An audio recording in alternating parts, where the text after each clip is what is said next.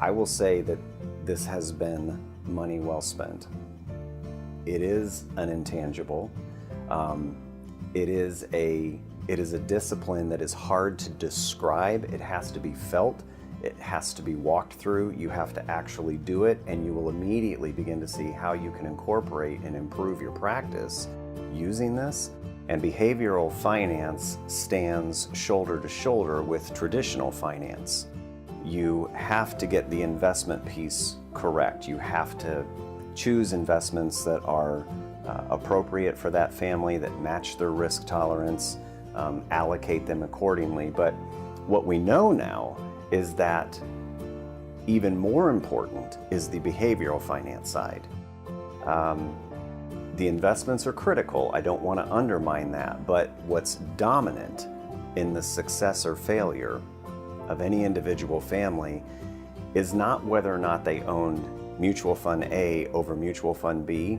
What we know now is that it's their behavior as an investor that is ultimately going to determine whether or not they make it to the destination that they have in mind with their retirement plan. And what this training was so helpful with is equipping advisors on how to properly build those disciplines into their practice and then deliver those services to their clients as part of the value that they provide in that relationship.